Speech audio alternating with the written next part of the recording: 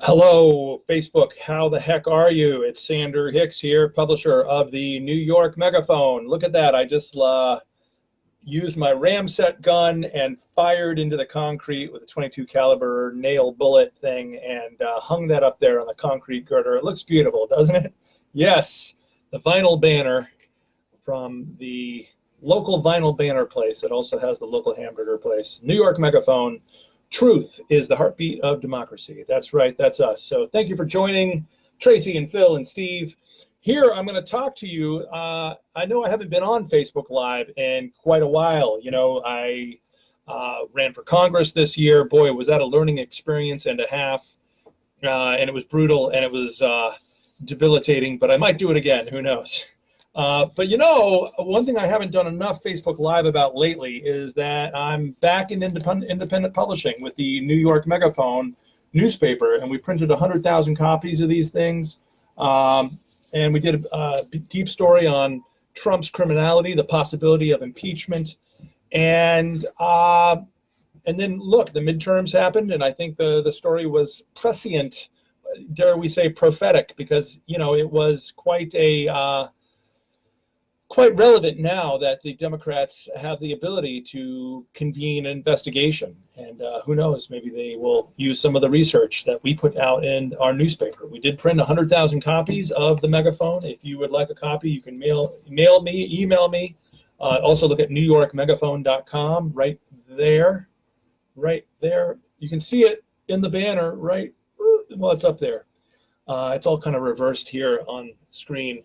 But boy, it's good to be doing Facebook Live again. I haven't done Facebook Live in quite a while. Richard in Shreveport, good to see you. Lisa Wysocki, good to see you. Thank you, everybody, for joining. Facebook Live has this new poll thing, too. So whether you're Republican, Libertarian, Democrat, Independent, Anti-Democrat, Green, Anarchist, Marxist, so Libertarian, you are insulted by the question, whatever you are, you can fill out the poll about who could, would, should beat Trump in election 2020. Do you believe Michael Avenatti says that only a white male man can do it? Because people take white male men seriously. I mean, it's like, seriously, do they? And should they? I don't know. But you know, my joke is like, what is this, MMA? You need a white male fighter. That's the only person who could take down Trump, MMA style. You know, maybe we should expand our paradigm a little bit. That's what I say. So anyway, Facebook Live has a new poll thing. It's over here on my screen. You can do a poll. And in my poll question, I'm asking you, what do you think about who the Democrats could nominate, who could beat Trump? So no matter what your politics are, it'd be great if you could fill that out, and then we could do a story about it. So, okay, so we're getting some votes in right now. Elizabeth Kaplan says Bernie and Tulsi. I think that's a good ticket. You know, I did meet Tulsi Gabbard down in New Orleans at Unrig the System just last February. It kicked off a whole national tour for my Hicks for Congress thing. Steve Rogers is anti-Democrat and anti-folk. Well, that's pretty consistent. That's great. Elizabeth Kaplan says, I don't see a poll. Okay. There is a poll. Let me see here. Poll. It's Steve Rogers says he doesn't see a poll. Okay, I'm sorry. There should be a poll here somewhere. All right. Well, there's a poll here somewhere. I'm trying to make it work. Pardon my technical difficulties here. But, all right, well, if you're just joining us, we're trying to make a poll work here. But if the poll doesn't work, then maybe we can't do the poll. But if you're just joining us, the question that you can add in the comments is, who do you think the Democrats should nominate to beat Trump? And, you know, you don't have to be pro or anti-Trump to take this poll. It just would be really interesting. And if you're just joining us, I'm so proud of the New York Megaphone banner. Just put it up there behind me. That's our newspaper here in Queens, New York, New York Megaphone. Some deep investigative reporting. I wanted to give some announcements. I got some announcements here about what we've got in the cooker for issue number 2 of 2018. It'll be out sometime around early December. If you'd like to volunteer or advertise, or you want more information, please go to newyorkmegaphone.com, right up there, newyorkmegaphone.com. Get in touch. We are a print newspaper. We do print 100,000 copies. So I'm doing a big story on affordable housing. I read a really great article by Eric Foreman from In These Times magazine about how the unions used to get involved in building affordable housing. You know, how to beat the market, just like, you know, beat the market, you know, just do it. Construction is not that difficult. So, and it's cheaper if you can control the costs, right? And there's no overhead or outrageous profits. So that's what the unions used to do here in New York City. Co-op City, Penn South, the ILGWU apartments down on Grand, Lower East Side, near Delancey. This is our legacy. These apartment buildings are still standing, and there's still a lot of affordable housing because of that. You know, what is the alternative? The alternative is a completely free market system that has really gouged people over the years. There's been an outrageous amount of overvaluation. You know, there's valuation, there's rising home values, which is, you know, one thing, but overvaluation, you know, prices roller coastering, people being driven out of neighborhoods, working class people no longer being able to live in New York City. We need affordable housing. I saw a very inspirational presentation on this in the DSA. I am a member of the DSA now, it's the Democratic Socialists of America. And I think it's really very different. This is not like your same old socialism. This is humanitarian, open-minded, non-didactic, non-doctrinaire socialism. So nobody has to be afraid of it. You know, I know the right-wing people are freaking out, and people are infiltrating the DSA. Right-wing people are exposing it. They recently did a kind of hidden camera video with a guy who works for the federal government. Got him to admit that he works on some DSA stuff on company time. Oh my God. You know, and so the DSA is growing. There is a lot of infiltration, or some infiltration now. So, and there's some paranoia, I think, too. So as the DSA grows, there's going to be some growing pains. But the positive things are, it's a really great group. I've found kind of a political home there. And I just was really turned on and inspired by the recent presentation on affordable housing. And so I thought, what can I do? Well, I know what I can do. I've got this magazine, newspaper thing called the New York Megaphone. So we're going to do a story on affordable housing. That's why I've been doing research like Eric Foreman's piece in These Times and other research. And also thinking about what can we do. You know, I'm here in the offices of my construction company, Zen Space Makers Incorporated. Let's see here, that we have a corporate logo. There's a little small business corporate logo there, Zen Space Makers. So I've been thinking about, you know, what can we do? So we're working on some plans to develop affordable housing, and we've got that. If you're interested in that, send me an email or a message on Facebook. And okay, good. Steve, I like this. I like where you're going with this, Steve. Steve said that since 1960, the most entertaining candidate wins. So you need someone more entertaining than Trump. I'm thinking Dolly Parton. Dolly Parton, yeah, that's an interesting point of view there. Steve Rogers. Let's see here. Yeah. Okay, good.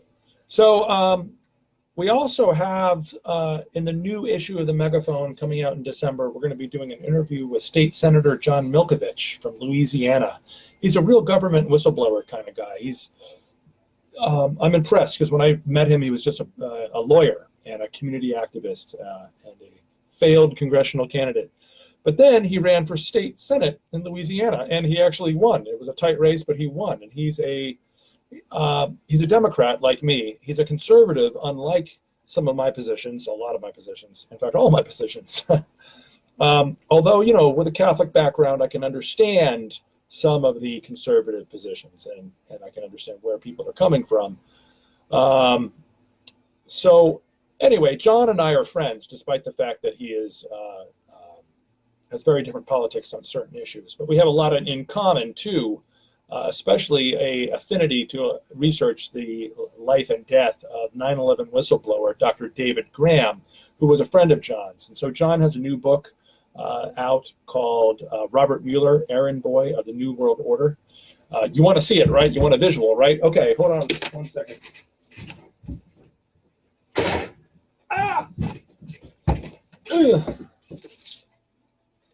Sorry for that commercial interruption, but this is the new book. We just got it from State Senator John Milkovich. Not John Malkovich. He's not John Malkovich at all. He's a nice guy. I mean, John Malkovich might be a nice guy too. He's great in Burn After Reading. But yeah, so he is a member of the Louisiana Senate. And he sent us his book, which has really got a lot of dirt on Mueller. If anybody thinks that Mueller is your savior, I say think again, think again. And I know I do hope that Trump gets investigated for all of his criminality. So I can see both sides here.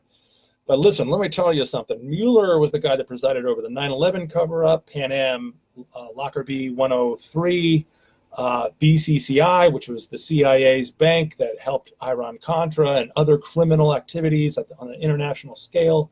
So these are things that we need to understand.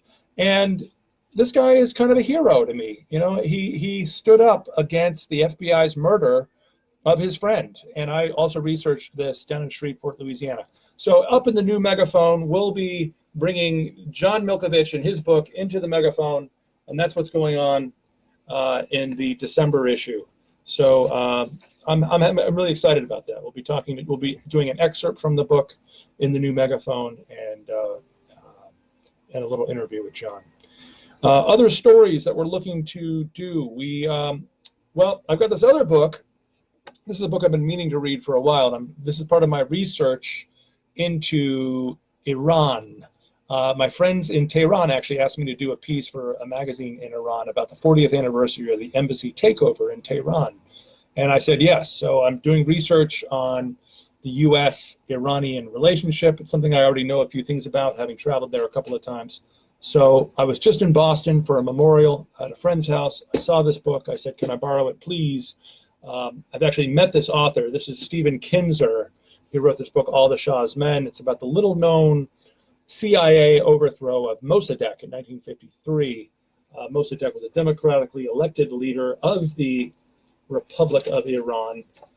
And this is why we got the Shah. The Shah was installed. There's the Shah right there. Let's see if you can see this. There's the Shah, and you had CIA people who said that, well, the Mossadegh's got to go, despite being Time Magazine's Man of the Year, and the Shah was installed as a kind of a U.S. puppet government. And there's poor Mossadegh at his trial, feeling very persecuted. He died shortly thereafter. So yeah. Those are some of the story ideas we're working on for New York Megaphone. Please do look at our stories that we've done so far. We've got some great stories already online. We've got a deep reporting that I did on Trump's criminality. We have an interview and excerpts with Nomi Prinz, Wall Street whistleblower. We have a story on the victories in the local Democratic primaries that radicals and socialists and progressives won this year. So I'm really happy about that. If you're just joining us, it's good to see you. Jonathan and Dale, this is like a white-collar crime reunion suddenly. Oh my God, where's Nick? It's funny because I just emailed Nick earlier, our other bandmate, about the Park Service. This is an interesting little news tidbit. The new director of the Park Service is going to be grilled on whether or not he believes that protesters should pay for the extra security that is needed. So if you want to do a big protest in D.C., you have to go through the National Park Service, but the Park Service is thinking, these protests are getting expensive. Maybe we should slip the big bill for extra security to the actual protesters and the national organizations that do things like anti-war marches and the women's marches and other marches like that. So our bandmate, Nick Colt, is now actually a conservator, a member of the National Park Service. And in his interview, they actually said to him, what about this band you're in, White Collar Crime? So some sort of red flag came up there on his FBI profile or something. So I wonder why. So that's kind of funny that both Jonathan and Dale from White Collar Crime are joining us here on the broadcast. If you're just joining us, this is my first Facebook Live in a while, and it's really great to do Facebook Live. I even put up my New York Megaphone banner, letting people know about story ideas that we're working on. Also working with Angela Clemente. She's a major FBI whistleblower. She was the one that blew the whistle on the FBI killing people for the mob about like 10 years ago. This is the Lynn DeVecchio scandal. She actually worked with the Brooklyn DA, Charles Hines, and actually got the Brooklyn DA to indict Lynn DeVecchio on 4 counts of murder. And then the trial fell apart. Suddenly the Brooklyn DA like folded their hand. I called it a dive to the mat. And the New York Megaphone had that story, dive to the mat. If you're interested in that, Google my name or dive to the mat, Lynn DeVecchio, FBI, Angela Clemente. She's mentioned in that story. It's online. It's somewhere deep, deep in the past of sanderhicks.com, the website from the past. My website from the past, my past relationship to the web. But yeah, so I think that's about all I got. Thanks for watching. And I really appreciate being able to do Facebook Live. And thank you for taking the time to tune in. If you have any questions for me, I just want to say thank you to everybody who supported me this past year for U.S. Congress. It was quite a trip, you know. I learned that I need to have more resources to if and when I do it again. But I know a lot more people now. I have an expanded network. And I think if we band together and speak truth to power and build a huge tent of all of the people who really love this country, no matter what your politics are, people who really love the people and really think the government could and should serve the people, I think we can create a huge, powerful grassroots force. And that's what that's what my actions are a prayer for. That's what my practice is a prayer for. So I'm going to ring a little bell. So I want you all to visualize peace, visualize power to the people, visualize the nonviolent revolution that we are capable of as a people. And thank you for tuning in and being with me. Yeah, together we can do it. Thank you.